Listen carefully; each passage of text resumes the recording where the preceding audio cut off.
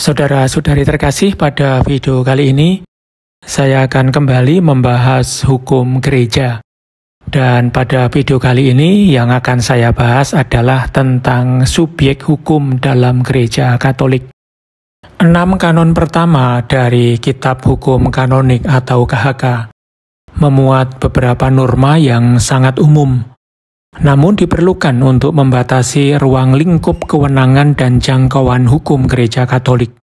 Dengan kata lain, menjelaskan kepada siapa hukum ini berlaku dan dalam hal apa saja.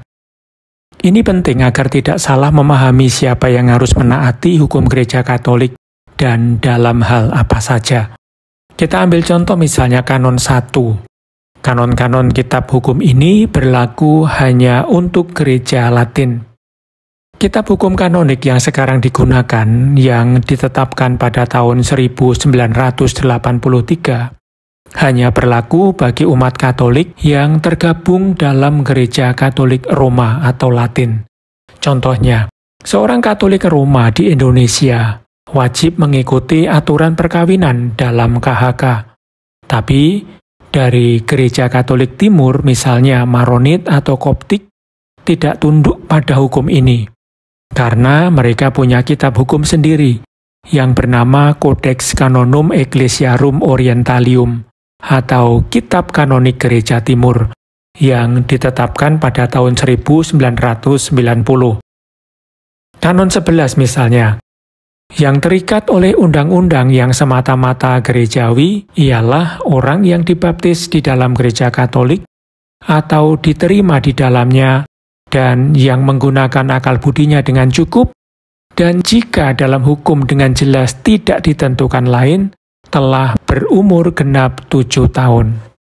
Kanon 11 ini menjelaskan bahwa hanya undang-undang yang murni bersifat gerejawi, yang mengikat umat Katolik.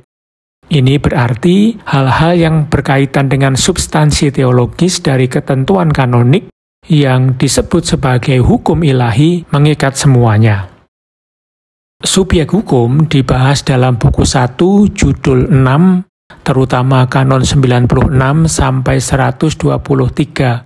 Meskipun terdapat juga norma-norma lain di bagian-bagian berbeda dari KHK, khususnya buku 2, di mana dibahas tentang badan hukum hierarkis, tarekat hidup bakti, dan perkumpulan kaum beriman. Apa sebenarnya yang dimaksud dengan subjek hukum? Dalam hukum gereja, orang yang bisa memiliki hak dan kewajiban disebut sebagai subjek hukum, yang biasanya disebut dengan kata Latin persone. Ada 2 jenis subjek hukum dalam gereja. Yang pertama, orang hukum atau perseorangan atau persona physica, yaitu semua orang yang telah dibaptis, sebagaimana disebut di dalam kanon 96. Dan yang kedua, badan hukum, persona juridika, yaitu kelompok orang atau benda, seperti lembaga atau yayasan yang diberi kepribadian hukum, baik oleh hukum gereja itu sendiri, de jure, atau oleh otoritas gereja yang berwenang. Untuk jelasnya, mari kita lihat kanon 96.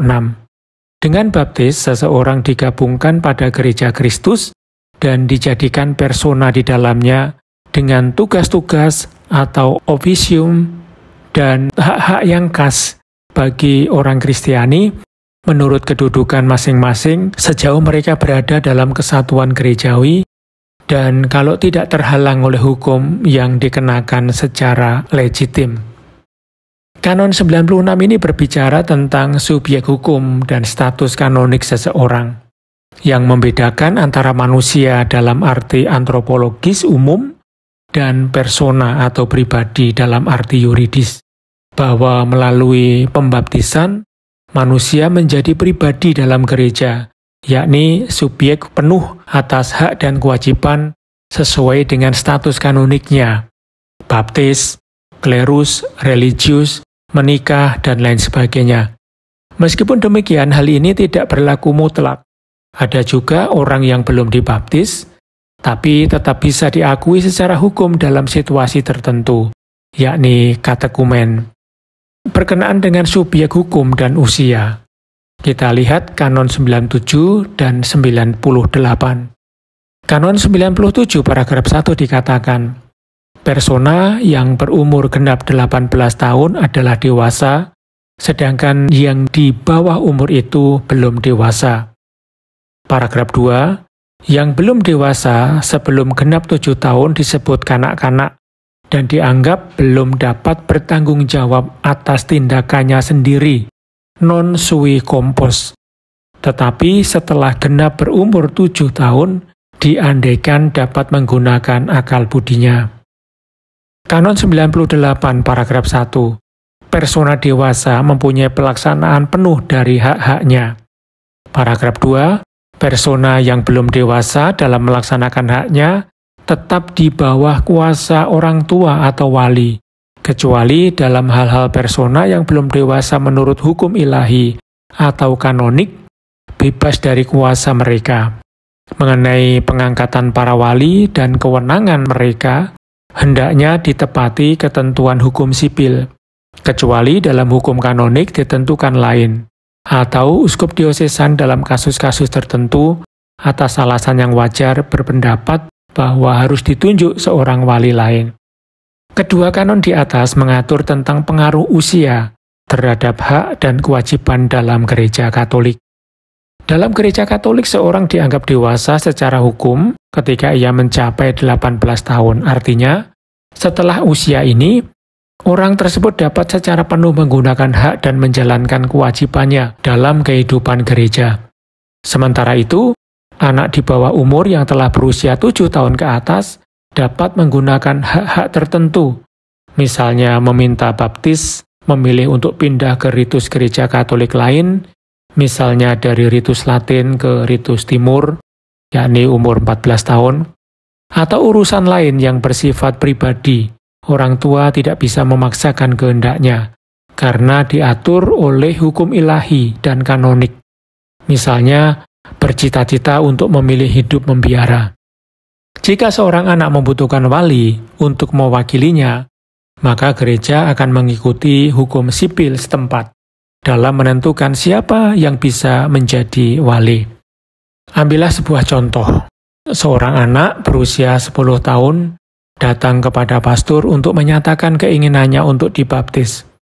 Namun orang tuanya tidak setuju karena mereka beda agama atau tidak beragama. Apakah pastor boleh membaptis anak tersebut? Sekali lagi, Kanon 97 dijelaskan bahwa anak yang sudah berusia 7 tahun atau lebih dianggap mampu menggunakan akal budi, bisa membedakan mana yang benar dan salah, baik dan tidak baik. Maka anak yang berumur 10 tahun tersebut bisa membuat keputusan sendiri untuk dibaptis. Persetujuan orang tua tidak mutlak diperlukan, meskipun tetap ideal jika mereka diberitahu atau diajak berdialog. Lalu, apa yang bisa dibuat pastor tersebut? Pastor dapat melanjutkan ke proses katekumenat masa pembinaan iman menjelang baptisan. Jika anak sungguh-sungguh ingin dibaptis dan menunjukkan kesiapan, pastor boleh memberikan baptisan meskipun tanpa izin orang tua, karena ini menyangkut hak pribadi anak atas iman dan keselamatan. Namun yang perlu dicatat adalah pastor tetap perlu bijaksana, mempertimbangkan situasi keluarga dan dampaknya terhadap anak. Gereja menghargai orang tua, tapi dalam hal iman dan keselamatan, anak yang cukup dewasa secara rohani punya hak pribadi. Lalu yang berikutnya, Kanon 99. Siapapun yang secara terus-menerus tidak dapat memakai akal budinya, dianggap sebagai tidak dapat bertanggung jawab atas tindakannya sendiri dan disamakan dengan kanak-kanak. Kanon ini menyatakan bahwa orang yang secara permanen tidak bisa menggunakan akal sehat, misalnya karena kondisi mental atau usia masih sangat muda di bawah 7 tahun, tidak dapat dianggap bertanggung jawab atas tindakannya. Karena itu, mereka tidak wajib mengikuti hukum gereja karena tidak mampu mengerti dan memilih secara sadar. Contohnya, seorang anak kecil berusia 5 tahun mengikuti misa bersama orang tuanya. Saat komuni, orang tua membawanya ke depan untuk menerima berkat. Namun karena kelengahan petugas, anak tersebut secara tidak sengaja diberi hosti suci. Anak itu tidak memahami maknanya, membawa hosti itu pulang untuk ditunjukkan kepada neneknya. Apakah anak tersebut bisa dikenakan sanksi atau hukuman?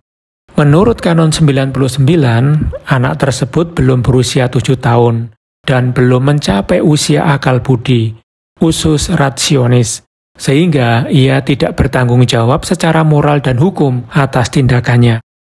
Ia juga tidak bisa dimintai pertanggungjawaban kanonik, karena belum mampu memahami makna Ekaristi atau peraturan gereja.